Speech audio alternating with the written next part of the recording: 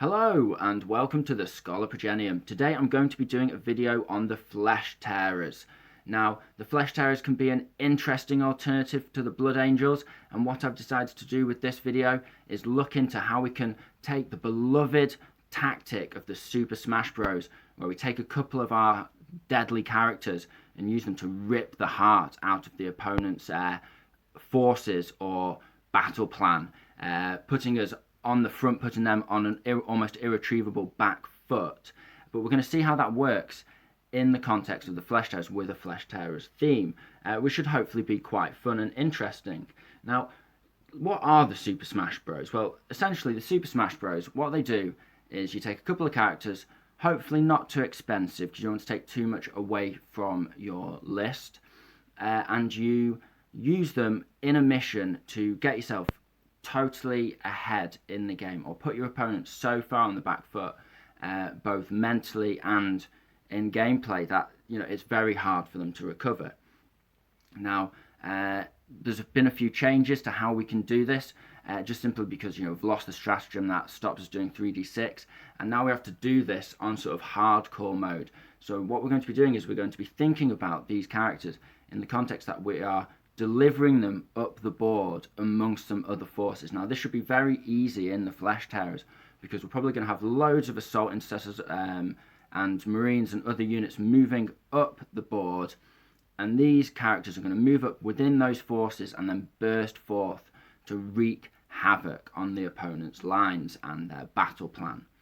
Now, the sort of thing you want to do is you want to keep these guys cheap, because it is almost a suicide mission often. I mean, a lot of the time it cannot be. These guys can end up living to the end of the game, doing absolute destruction, and they can get the opportunity to get their buffs up, because you'll get a lot of deep striking units like Sanguinary Guard, Death Company coming in to sort of capitalize on the destruction that these guys have been causing amongst the opponent's lines alongside your ground forces. So you're not writing these guys off as buff characters, but what you are doing is you're saying, right, I'm not going to spend too many extra command points on them after the setup, and I'm not going to try and spend too many rerolls on them. They have to look after themselves, because I want to keep those rerolls. I want to keep my other stratagems for the rest of my force, so I can run the rest of my army effectively and at maximum optimization.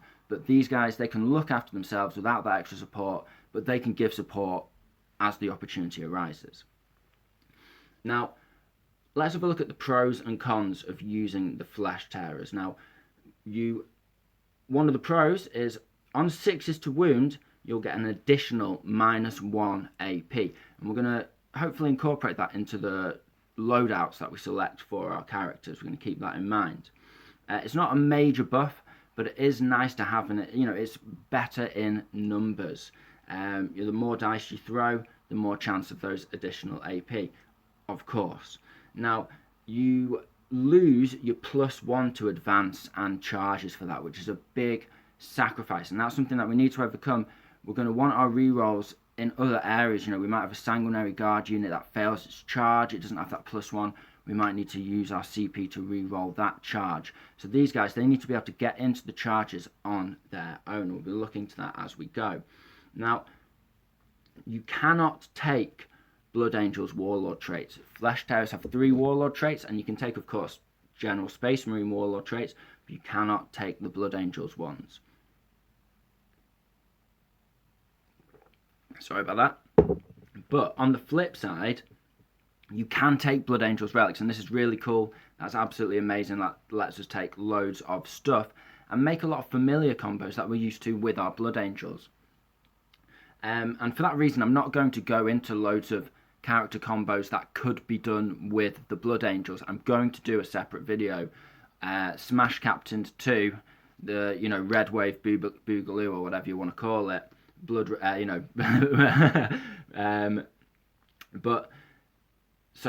what this is going to be, this is what you can do with the Flesh Tearers. Anything for the Blood Angels, because of that ability to take Blood Angels relics, can kind of be ported over a lot of the time. Now, you do keep your +1 to wound, and you keep your extra attack from Savage Echoes in turn 3 when you get onto the Assault Doctrine. So you keep most of the stuff the important stuff, that +1 to wound, that's going to be really critical to these guys operating. But yeah, you do lose that +1 to your charges and +1 to your advances, and that is, that's a big loss for just an additional -1 AP on 6s to wound. It is. I personally don't think that's a worthy trade-off.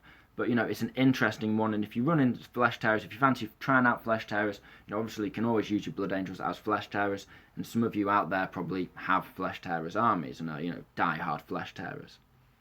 Now, let's have a look at our loadouts for these guys. Now, I'm going to use the example of 2 captains. Now, the reason why you can take 2 captains is because, of course, if you give one of the captains Black Rage for an additional 20 points, then, of course, you can take 2 captains because he falls outside of the force organization chart. Now, you can do this with other characters. You could use a lieutenant or other stuff, if you want. A lot of these combos are totally usable with other characters. But I've got a bit of a idea in my head for what I want to go for here. And so what I'm going to do is my first captain is actually going to be in Terminator armor. Now, I know that seems absolutely mad. That seems absolutely crazy.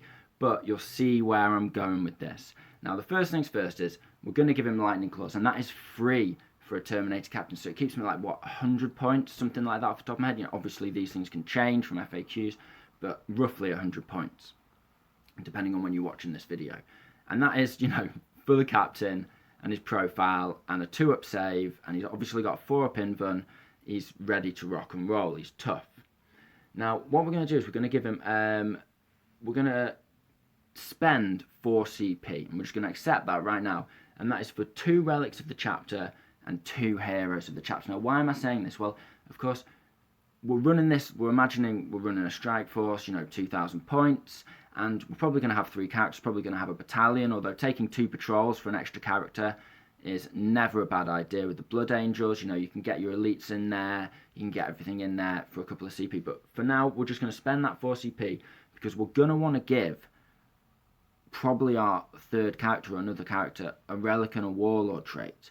At very least, we're probably going to have a sanguinary ancient with a banner that lets our other units reroll charges. That's going to be absolutely critical in the rest of our army, because we don't, even more so than in the Blood Angels where it's an auto include, just simply because we don't have that +1 to our charge, so it's a bit more difficult to get our charges off, especially from Deep Strike.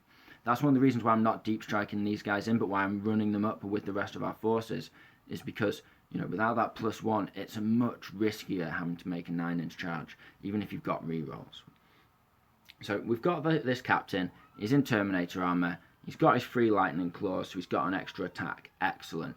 So at the moment, he's on 6 attacks, isn't he?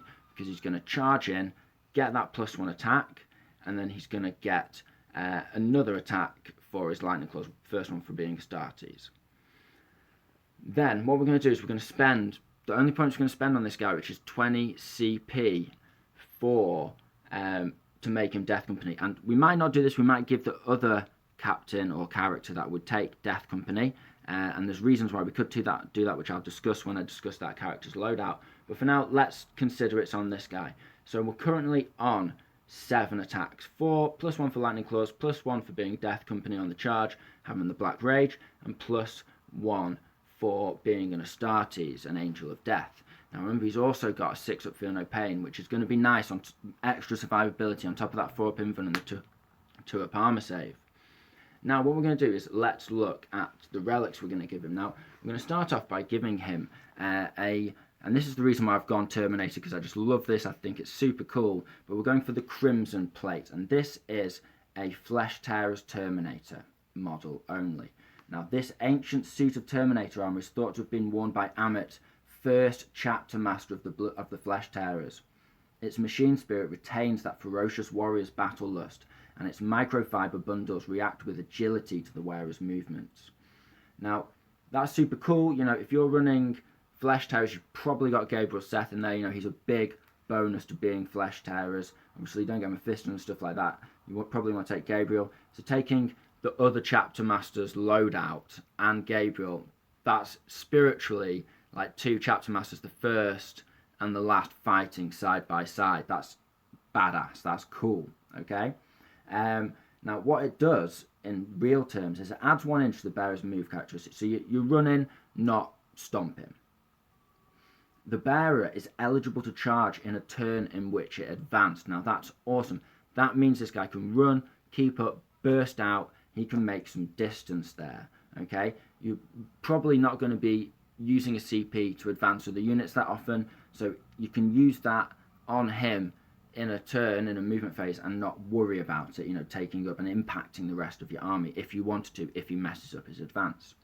And this means that for a Terminator, you just imagine this guy, he's got 2 lightning claws, he's black rage, he's, you know, fallen to the black rage, and he's just charging up the board in his Terminator arm with his lightning claws.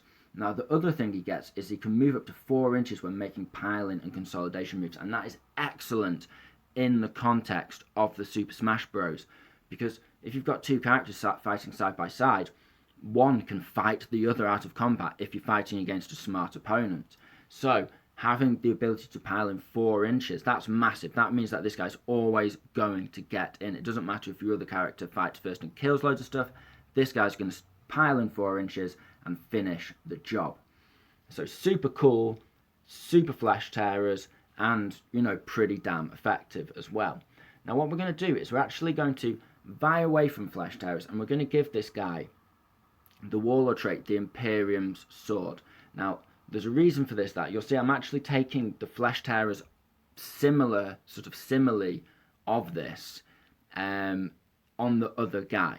But what this essentially does is it lets us re-roll charges, and that's really important because, as I said, we don't want to impact the operation of the rest of our army on this suicide mission, you know, potentially suicide mission. So giving him his own re-rolls, absolutely brilliant. And also being Terminator, you might be slightly further away from your ideal target than you want. Maybe you don't get quite the advance you want. So having this re-roll, absolutely brilliant. Okay. Also means if you do want to deep strike them in, if that's your, you know, that's what you feel is the best thing to do, then you can do. You can deep strike him from a teleportorium in his Terminator armor, and then he can charge, and he's got a re-roll. Now, the Imperium Sword also gives him another excellent bonus ability, which it gives him +1 attack and +1 strength on the first round of combat. Now, what that means is he's got basically a flat 8 attacks when he charges in, or if he heroically intervenes. 8 attacks. Now, he's wielding lightning claws, and he's got that +1 strength, which is going to put him onto strength 5. And remember, flesh tearers, they don't lose the +1 to wound.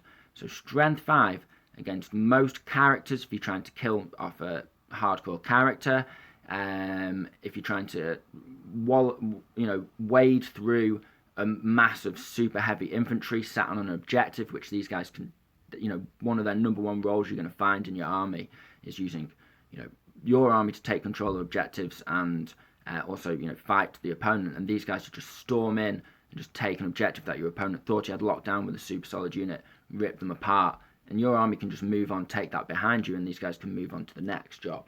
And they'll absorb, once they get in and they do their job once, they're going to absorb so much firepower. Your opponent is going to want these guys so dead that, yeah, they may die, but they're going to, you know, really take the focus away from the rest of your army just in the critical moment when you're going in for your charge.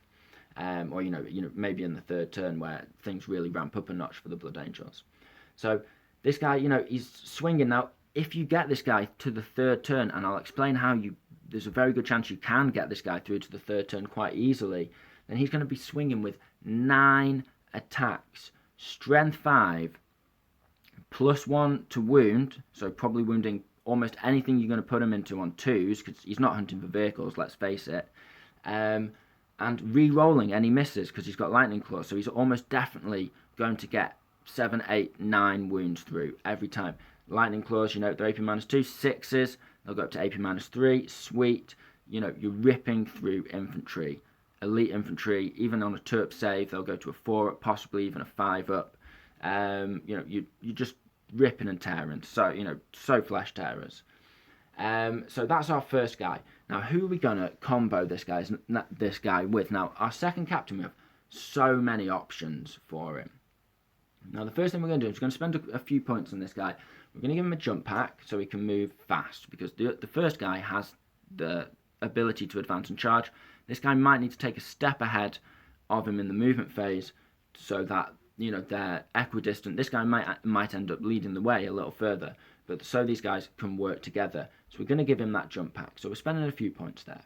We're also going to give him a storm shield. Now, there's loads of warlord traits and ways, relics, that kind of thing that are going to give this guy a 2-up save, but we want to use those precious relics and warlord traits for other jobs. So we're just going to spend those points. And the reason why we're doing it is, again, we're not really bothered about the Feel No Pain, the Invuln, because we've got a 4-up, but he's going to go up to a 2-up save. So these guys are both rocking 2-up saves.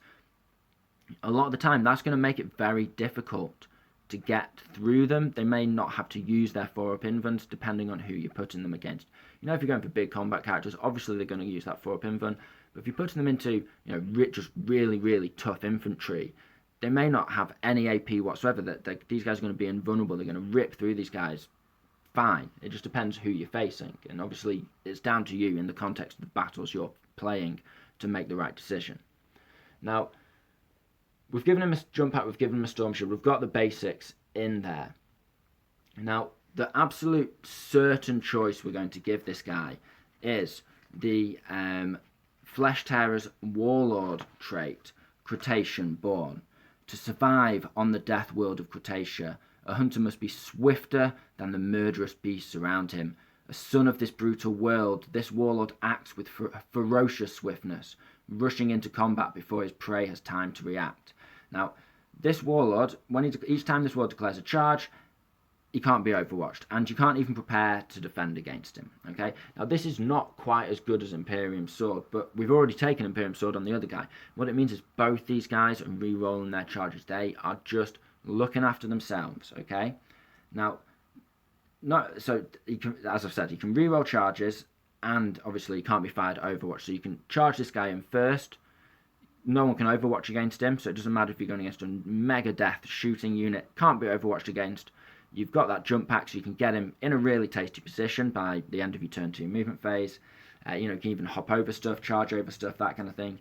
He can lock it up. They can't Overwatch, and then old Terminator guy slogs up behind, stomping, and gets into combat nice and safe. Okay, so they work really nicely together. They're both very reliable chargers, and they can't take Overwatch. You're immune to Overwatch. Absolutely brilliant. Now, this also, means that in later turns, if these guys survive their initial mission and they rip through one unit, one high-value unit, or, just do something that really changes the way your opponent's approaching the game. Maybe they take an objective that your opponent really needed to be secured.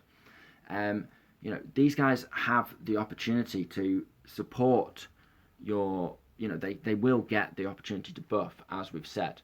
Now, there are a few other options we could take. Now, the first thing is we are going to look at our relic, and there's, as I said, a few options for this. So I'm going to start off by saying I want to take the Severer. Now, the Severer is probably not the best option, but it really does have its bonuses. It's not actually worth poo-pooing, and it also makes this guy, super Flesh Tearer. He's got 2 Flesh Tearer sort of elements to him. Now, what the Severer does is, it's a Flesh Tearer's model only. It's equipped with an Astartes chainsword, and that keeps this guy, from becoming too expensive to be worth risking. You're already risking 2 very valuable buff characters. You can only take 2 captains. Obviously, you might use another captain somewhere else and use a lieutenant on this and downgrade the power of this combo slightly. Obviously, flavour to taste, you might use another model entirely, like a chaplain, to do this, but I recommend your chaplain looking after the rest of your army. But obviously, you can buff the captain. You can do some crazy combos with chaplains. I'll discuss that in the Blood Angels Smash Bros video. But what this guy does is, he's got a chainsword. It replaces the chainsword. It gives him +2 strength, so he's going to be on strength 6, +1 to wound. He's wounding basically everything on 2s. That he's going to go against. Characters, tough elite infantry, stuff like that. It's AP -2, absolutely great, brilliant, that's what you want, and it's damage 2, which you really, really want, because obviously you need some extra flat damage going on here. Now, there are things you can do. Obviously, you could take mastercrafted weapon. You know, there's ways to give, there's other options you can take which give better flat damage. But you know, I really like the Severer because it also has an additional ability, which is each time you get an unmodified wound roll of 5+, and 5+, that's great, that's not on 6s, the target suffers 1 mortal wound in addition to any normal damage. Now that is really actually quite good for these guys, because not only are they AP -2, potentially AP -3 on 6s to wound, this guy's 6s to wound are also putting a mortal wound through, and his 5s as well. You know, when you're fighting against tough stuff, when you're fighting against an absolutely crazy character like a Primarch, you're sending these guys into Guilliman, whatever you're facing, these guys, you know, having the ability to put mortal wounds could be the thing that finishes the job. So, again, looks after them, means you're not necessarily having to spend a CP on just getting another wound through, you know, something like that. You know, you're not having to re-roll dice with these guys. They've got that, they bring their own stuff to look after themselves. Now, you've got another few options for this. Obviously, the Teeth of Terror, +3 attacks, essentially the same profile. You know, that's really cool as well. Now, it makes him, I guess, the Teeth of Terror obviously makes you tear through stuff. It's almost more flesh tearers. You know, there's nothing wrong with taking the Teeth of Terror from the main codex. That's not going to make this guy any less flesh tearer. He's going to be bringing a load of attacks, but it's almost ironic that he'll have those extra attacks, but he won't have the ability to get mortal wounds anymore. So it is almost a consideration to make this guy the Death Company guy instead, because then he's got more chance to get those mortal wounds off if you take the Severer. Now, you could take the Burning Blade. The Burning Blade, you know, I think it's a whopping additional, like, it's massive extra strength. And I think it's flat 3 damage, which is really, really nice. So you could definitely take the Burning Blade, and it's like AP -4 or something. So you're going up, you know, in Tactical Doctrine, AP -5, you know, on 6s to wound, AP -6, you're just off the charts, aren't you? I think, you know, the Burning Blade, one of its big bonuses is that -AP, you're not getting extra attacks, and you're not getting the ability to do mortal wounds. Yeah, you get an extra flat damage, and that's nice, so it's an option. But I think the other two are kind of more flesh tear and more cool. Another option you could go with this guy is to go for, I forget what it's called, but it's the relic in the main codex. I'll put the name up on the screen. That it basically gives you a 2-up armor save, so you don't have to take that storm shield, and it gives you a 3-up a 3-up invuln once per battle. Now that can be really useful because that basically brings me on to my next thing. If you've got 2 3-ups in your, you know, between these guys, because obviously the Death Company characters, they have a very cool ability. So Death Company models, yeah, you've paid you 20 points. It's not just a 6-up feel no pain and an extra attack on the charge, and, you know, losing some of your buffs. You know, you can only buff Death Company stuff, but what it also does is it allows you to have some death visions. Now, death visions are super cool, super effective, and the one you're probably going to use with these guys a lot of the time is and I'm just flicking to the page in my codex, is the the Grace of the Angel. Horus prepares to deliver the final strike against his brother, but when the fatal blow lands, his weapon somehow shatters against Sanguinius' golden breastplate. The Blood Angel's Primarch still lives, and with renewed hope the duel continues. And a model can only use this death vision if any enemy infantry character or character models within engagement range of it, but it gives him a 3-up invulnerable save, and that's super, super cool and really useful because you can combine that with the stratagem. One second. Angel's Sacrifice, which is only 1 CP. And what that means is you select one Blood Angel's character, and until the end of that fight phase, all of your opponent's attack and close combat have to go against that character. So setting this guy off on a 3-up invuln and then making your opponent have to put all of their attacks on him can be really, really effective if they've got some they're not like super good at combat, but they're -1 AP, or you're willing to sacrifice this guy, you know, as is the name, the Angel Sacrifice. And that's why I mentioned having the ability to have 2 3-up buffs once in the game, because essentially one turn you can set off your death visions of Sanguinius, and you can get a 3-up invuln in like when you're trying to assassinate the enemy warlord or like some super combat monster or something like that, and you set off your angel sacrifice, and that guy gets his 3-up invuln, he takes it all, he survives, and both of them are fine. And then the next turn, the other guy does the angel sacrifice, sets off his 3-up invuln from his relic, and rinse repeat, the same thing happens. So it's a potential combo you might want to get off.